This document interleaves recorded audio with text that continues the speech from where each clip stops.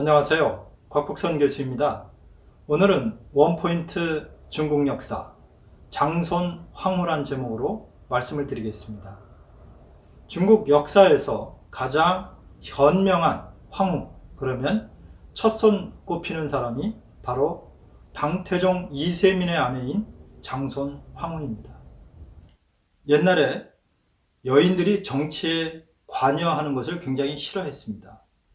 그래서 황후들이 남편한테 무엇인가를 이야기하려면 굉장히 용기가 필요했습니다. 그리고 두 번째는 아무리 같이 잠을 잘지라도 말의 표현에 있어서 일반 사람처럼 아무렇게나 이야기를 할 수가 없었습니다. 그래서 말의 표현을 굉장히 정중하게 하여야만 했고, 세 번째는 특히 신하들이 볼 때에 황후가 정치에 관여한다는 인상을 주어서는 안 되었습니다. 중국에서 보면 서한을 세웠던 유방의 아내 여치, 여태우죠. 그 여자는 상당히 독재권을 휘둘렀습니다. 그리고 당태종의 후대에 와서는 이제 무측천이라는 여자가 나타나죠. 사실은 당태종 전에도 상당히 걸출했던 여인들이 꽤 있습니다. 그러나 중국 역사 속에서 여인들이 전면에 나서는 것을 굉장히 꺼려했습니다. 어쨌건 장손 황후는 가장 현명한 아내로서 표면적으로 드러나지 않으면서 남편을 굉장히 도와주었습니다. 장손 황후는 13살이라는 어린 나이에 당태종 이세민과 결혼했습니다. 물론 결혼할 때는 시아버지가 지금으로 치면 산서성의 장관을 지내고 있었기 때문에 황가는 아니었습니다.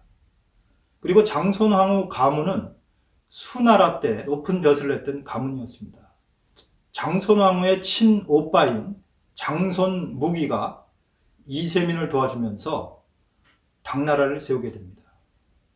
사실 장손 무기와 이세민은 어려서부터 친구였습니다. 그래서 장손 무기의 여동생을 이세민이 자연스럽게 아내로 맞아들였던 것이죠. 당나라를 세우고 나서 이세민의 아버지, 즉 당고조 이연은 당태종에 대해서 굉장히 의심을 갖고 있었습니다.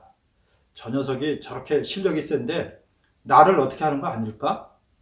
이런 의심을 갖고 있었기 때문에 장손 황후는 굉장히 노력을 많이 했습니다. 시아버지를 자주 찾아뵀을 뿐만 아니라 시아버지의 비빈들, 쉽게 말하면 자기의 시어머니들이겠죠.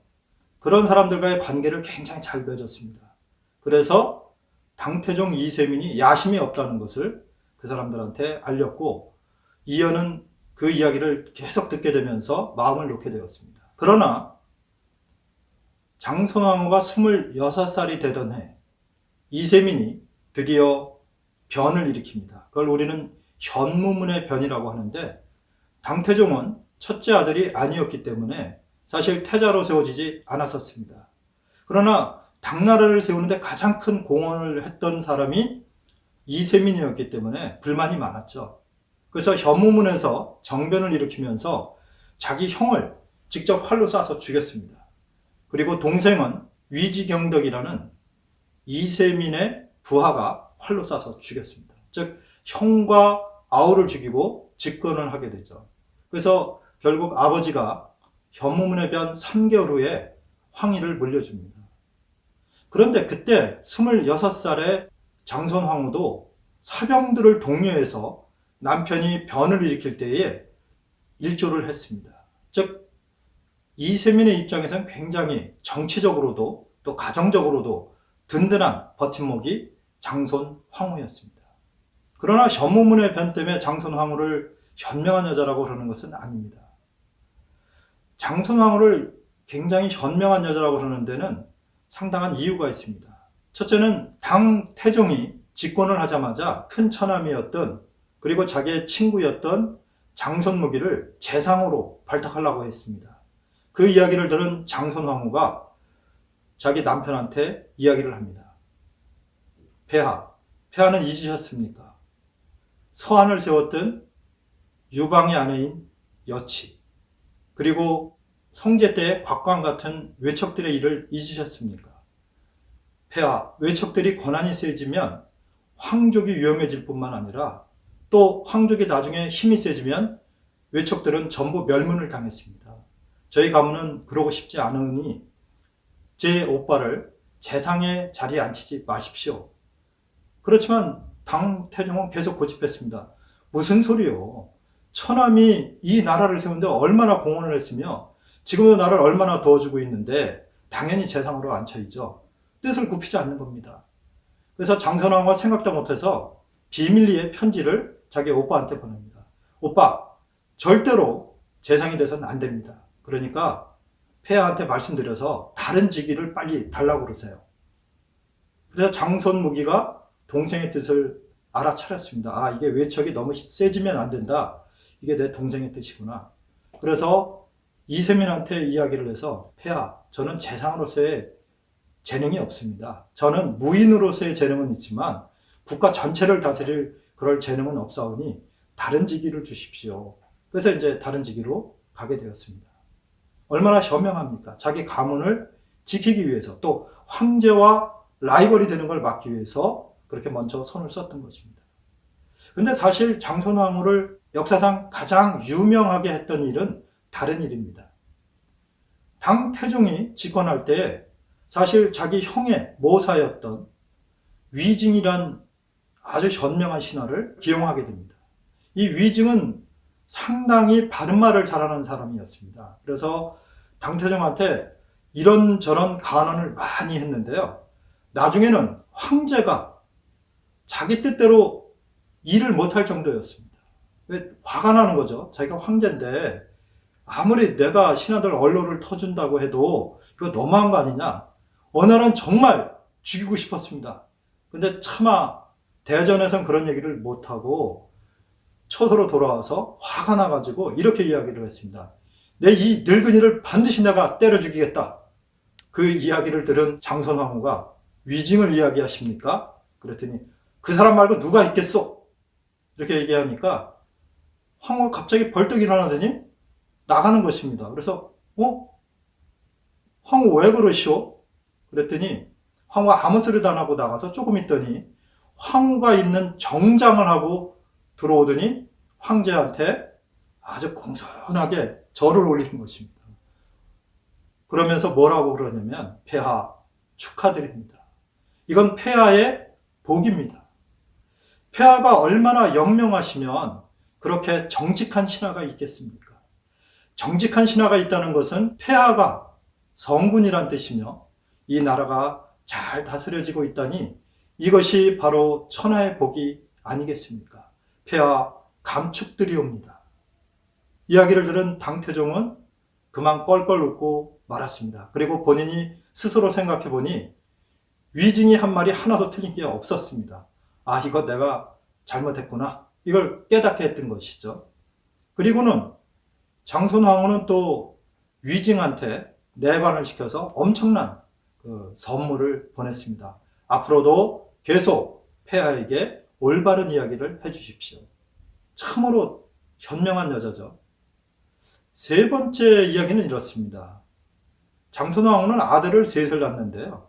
첫째 아들 태자가 이런 이야기를 했습니다. 어머니, 저희 태자궁에 기물들이 너무 적습니다. 저희도 좀 풍부하게 좀 주십시오. 이렇게 이야기를 하니까 우리 같으면 아 그러냐 뭐 이럴 텐데 장선왕후가 정색을 했습니다. 너 지금 무슨 소리를 하는 거냐? 앞으로 국가를 다스릴 자가 어찌 천하 만민의 이익을 꾀하지 아니하고 내 태자궁에 기물이 부족하다고 그것을 불평하고 있느냐? 가서 반성하고 공부하거라. 참으로 엄격하지만 현명한 어머니 아니겠습니까? 그래서 태자가 그때부터 어머니를 상당히 무서워하며 공부를 계속 했다는 그런 이야기입니다. 네 번째는 장선왕후가 병이 들었습니다. 중병이 들었는데 옛날에는 황제나 황후가 병이 들면 대사령을 내렸습니다. 대사령은 뭐냐면 죄진 사람들을 풀어줌으로써 즉 선덕을 베풀므로써 병이 낫게 한다. 이런 뜻이었습니다. 그런데 장선왕후가 반대했습니다. 일개 여인의 일로 대사령을 내린다는 것은 국가 대사에 맞지 않는다. 국가적으로 큰일이 있을 때 대사령을 내리는 건 맞지만 내가 아무리 황후지만 일개 아녀자가 아프다고 해서 대상을 내는 것은 맞지 않는다. 또한 나는 다른 이들에게 악한 일을 한 적이 별로 없는데 이렇게 선덕을 쌓고도 병이 낫지 않는다면 이건 하늘이 내게 정해진 운명이다. 그러니 그런 이야기를 하지 말거라. 물론 태자가 건의했던 것인데 장선왕후가 거절했던 것이죠. 참 우리로 볼 때는 쉽지 않은 일입니다. 그리고 장선왕후 오래 살지 못했습니다. 자녀를 아들 셋과 공주를 낳았었는데 그만 36살이라는 젊은 나이에 죽게 됩니다. 그래서 임종의 자리에서 이런 유언을 합니다. 당태종한테 폐하를 도와서 여지까지 국가를 이끌어왔던 원로 대신 중에 방혈령이 가장 뛰어납니다. 그러니 제가 죽고 나면 방혈령을 꼭 중용하십시오. 두 번째는 제가 비록 외척이지만 외척들한테 권한을 많이 주어서는 안 됩니다. 권한을 제한하셔야 됩니다. 세 번째는 제가 죽거든 절대로 성대하게 장례를 치르지 마십시오.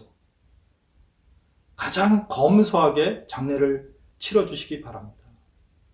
참 놀랍지 않습니까? 죽으면서까지 국가를 걱정하면서 그렇게 죽어간 장손황후. 사실 우리가 각국의 퍼스트 레이디들을 볼 때에 장손황후 같은 여인들이 많았다면 아마 전 세계 국가들이 상당히 융성하지 않았을까. 백예 및 송사 중에도 장손황후와 같은 그런 아내들이 있어서 남편들을 도와준다면 이 세상이 좀 더 잘 돌아가지 않을까, 이런 생각을 해보았습니다. 오늘은 장손황후에 대해서 말씀드렸는데 재미있게 들으셨는지 모르겠습니다. 다음번에는 좀 더 재미있고 유익한 사례를 발굴해서 찾아뵙도록 하겠습니다. 시청해 주셔서 감사합니다.